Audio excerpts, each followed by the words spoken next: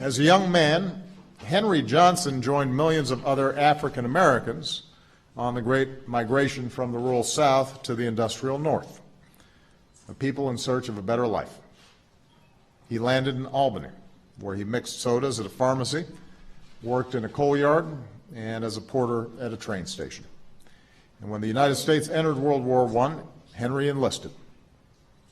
He joined one of only a few units that he could, the all-black 369th Infantry Regiment, the Harlem Hellfighters.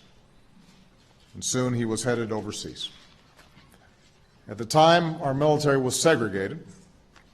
Most black soldiers served in labor battalions, not combat units. But General Pershing sent the 369th to fight with the French Army, which accepted them as their own.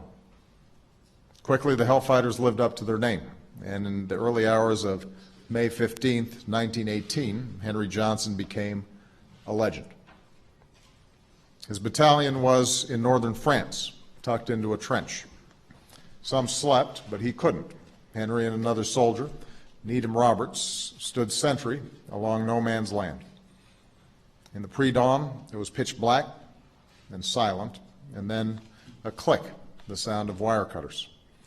A German raiding party, at least a dozen soldiers, maybe more, fired a hail of bullets. Henry fired back until his rifle was empty. Then he and Needham threw grenades. Both of them were hit. Needham lost consciousness.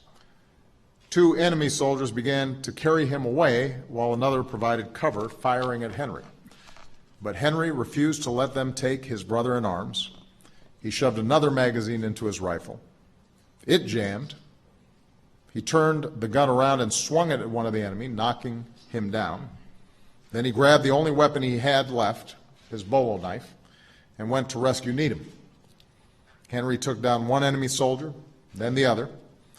The soldier he knocked down with his rifle recovered, and Henry was wounded again.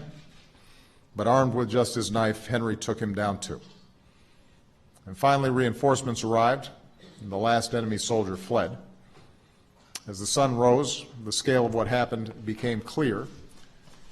In just a few minutes of fighting, two Americans defeated an entire raiding party, and Henry Johnson saved his fellow soldier from being taken prisoner. Henry became one of our most famous soldiers of the war. His picture was printed on recruitment posters and ads for victory war stamps.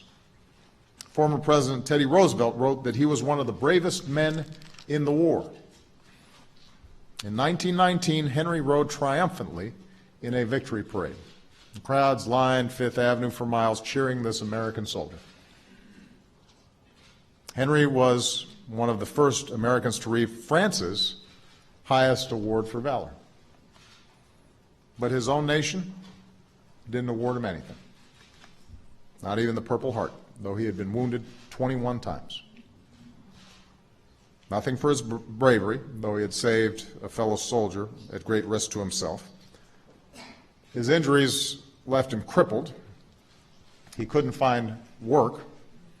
His marriage fell apart, and in his early 30s, he passed away.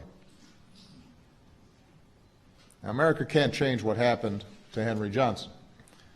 We can't change what happened to too many soldiers like him who went uncelebrated because our nation judged them by the color of their skin and not the content of their character. But we can do our best to make it right. In 1996, President Clinton awarded Henry Johnson a Purple Heart. And today, 97 years after his extraordinary acts of courage and selflessness, I'm proud to award him the Medal of Honor.